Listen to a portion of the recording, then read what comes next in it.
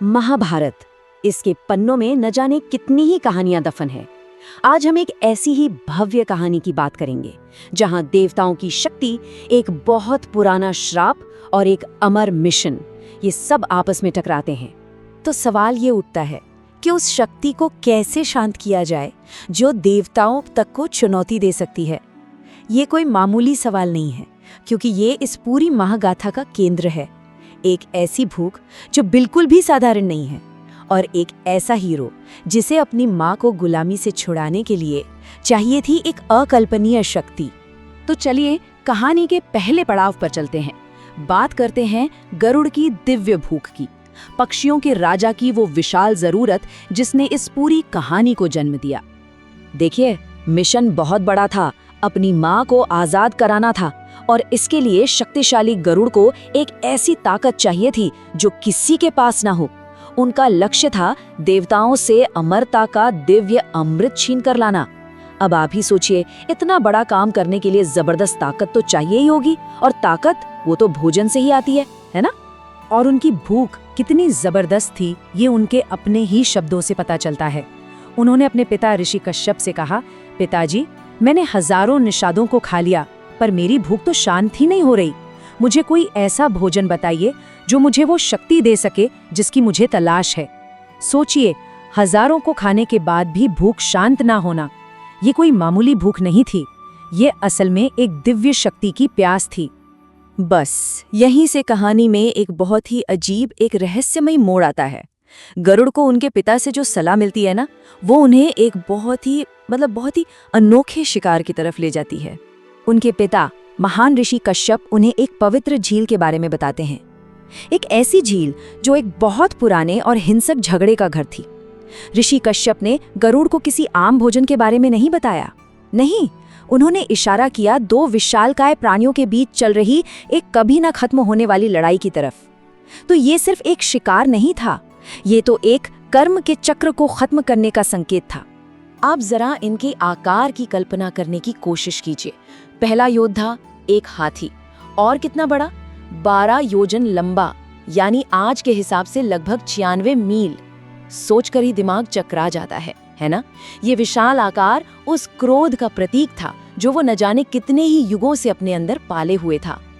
और दूसरा योद्धा, वो भी कुछ कम नहीं था, एक भीमकाय कछुआ जिसकी गोलाई, आप कह सकते हैं घेरा, वो था लगभग 80 मील का। तो समझने वाली बात ये है कि ये सिर्फ जानवर नहीं थे, ये तो प्रकृति की दो जबरदस्त ताकतें थीं जो एक दूसरे से नफरत की आग में जल रही थीं। तो अब सवाल ये उठता है कि आखिर ये दो विशाल जीव थे कौन, और क्यों ये हमेशा एक दूसरे से लड़ते रहते थे? इसका जवाब छिपा है इनके दुखद अतीत में और एक श्राप की कहानी में। जैसा कि खुद ऋषि कश्यप ने बताया, उनकी लड़ाई इस जन्म में शुरू नहीं हुई, बल्कि ये तो लालच में डूबे एक पिछले जन्म से चली आ रही है। कश्यप के ये शब्द कहानी को गरुड़ के आज से एक दुखद कल की तरफ ले जाते हैं। और ये कितनी बड़ी बात है कि कैसे पुराने कर्म नए जन्मों में भी हमारा पीछा नहीं छोड़ते। तो ये है उस झगड़े की जड़ जिसने कर्म का एक भयानक पहिया घुमा दिया। दो भाई थे, विभावसु और सुप्रतीक, और इनकी लड़ाई थी पैतृक संपत्ति को लेकर। जो बड़ा भाई था विभावसु, वो एकता की बात कर रहा था कि धन का बंटवारा नहीं होना चाहिए। उसका मानना था कि बंटवारे से कमजोरी और कलह होती है। लेकिन छोटा भाई सुप्रतीक, वो लालच में अंधा हो चुका था, उसे बस अपना हिस्सा चाहिए था, और उसने किसी की एक न सुनी। जब छोटे भाई सुप्रतीक ने कोई भी सलाह मानने से साफ इनकार कर दिया, तो बड़े भाई विभावसु का गुस्सा 7वें आसमान पर पहुंच गया, और गुस्से के उसी एक पल में उन्होंने एक भयानक श्राप दे दिया। एक ऐसा श्राप जिसने उनके भाई का भविष्य हमेशा हमेशा के लिए बदल दिया, और वो अगले जन्म में एक हाथी बना। और फिर क्या था? बदले की आग तो दूसरी तरफ भी भड़क उठी। सुप्रतीक ने भी पलटकर अपने बड़े भाई को श्राप दे दिया कि वो पानी में रहने वाला एक कछुआ बनेगा। बस इसी तरह दोनों भाइयों ने अपने ही गुस्से से अपनी किस्मत लिख डाली और खुद को एक कभी न खत्म होने वाले पाशविक संघर्ष में झोंक दिया। तो चलिए अब कहानी में वापस आज के समय में लौटते हैं, जहां उन दोनों भाइयों का एक दूसरे को दिया श्राप एक बहुत ही हिंसक और विनाशकारी रूप ले चुका था। वो पवित्र झील अब सिर्फ एक झील नहीं रह गई थी, वो एक युद्ध का मैदान बन चुकी थी।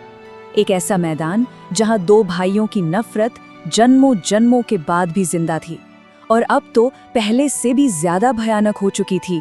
जरा उस नज़ारे की कल्पना कीजिए। वो गुस्सैल हाथी जो कभी सुप्रतीक था, जब अपनी पूरी ताकत से दहाड़ता होगा तो पहाड़ तक कांप जाते होंगे।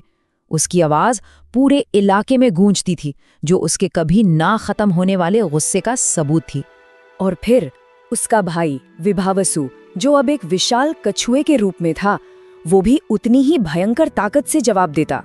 वो पानी को चीरता हुआ ऊपर उठता और उनकी इस लड़ाई ने उस शांत झील को तबाही के एक बवंडर में बदल दिया था। और इसी तबाही और कोलाहल के बीच आसमान से एक दिव्य शक्ति उतरती है। गरुड़, जो सिर्फ एक पक्षी नहीं बल्कि ब्रह्मांड में व्यवस्था को फिर से स्थापित करने वाले एक शक्ति थे। अपने पिता के शब्द उन्हें याद थे। गरुड़ आकाश से एक परछाई की तरह नीचे आए। वो चुपचाप ऊपर से ये सब देख रहे थे। वो कोई आम शिकारी नहीं थे, वो तो एक दूत थे। एक ऐसे दूत जो इस अंतहीन लड़ाई को खत्म करने और इन शापित आत्माओं को उनके कर्मों के चक्र से आजाद कराने आए थे। और फिर बस एक ही पल में युगों से चला आ रहा संघर्ष खत्म हो गया। गरुड़ ने अपने एक पंजे में उस विशाल हाथी को जकड़ा और दूसरे में उस भीमकाय कछुए को, और ऐसे आसानी से आकाश में उड़ गए मानो उन्होंने कुछ उठाया ही ना हो। उनकी दिव्य शक्ति का क्या अद्भुत प्रदर्शन था वो। लेकिन कहानी अभी खत्म नहीं हुई है। अब हम पहुंचते हैं इसके आखिरी और सबसे नाटकीय हिस्से पर, जहां इस पूरी स्थिति का वजन, असली वजन और भावुक वजन दोनों ही बहुत मायने रखता है। अपने इस असाधारण शिकार के साथ गरुड़ को बैठने के लिए एक जगह चाहिए थी। एक ऐसी जगह जो उनका और उनके इस भारी भरकम भोजन का वजन सह सके। और तब उन्हें एक विशाल बरगद का पेड़ दिखा, जिसकी एक टहनी ही 100 योजन लंबी थी। ऐसा लग रहा था मानो वो पेड़ दुनिया की किसी भी चीज से बड़ा हो, मानो खुद समय जितना पुराना। इस क्रम को धीरे धीरे महसूस कीजिए। पहला कदम, गरुड़ उस प्राचीन शाखा पर उतरते हैं। दूसरा, एक देवता और 2 शापित दैत्यों का मिला जुला वजन उस टहनी पर पड़ता है। तीसरा, एक जोरदार कान फाड़ देने वाली आवाज पूरे स्वर्ग में गूंजती है, क्योंकि वो प्राचीन लकड़ी चरमराने लगती है। और चौथा, पतन, वो विशाल शाखा टूटकर गिर जाती है। और ये कहानी हमें इसी एक गहरे सवाल के साथ छोड़ जाती है कि आखिर ज्यादा भारी क्या है, 2 विशालकाय जानवर या वो नफरत और द्वेष जिसे वो दोनों भाई पूरी जिंदगी ढोते रहे। ये हमें याद दिलाती है कि लालच और घृणा का बोझ किसी भी भौतिक वजन से कहीं ज्यादा, बहुत ज्यादा भारी और विनाशकारी हो सकता है। एक ऐसा बोझ जो जन्मों तक पीछा नहीं छोड़ता।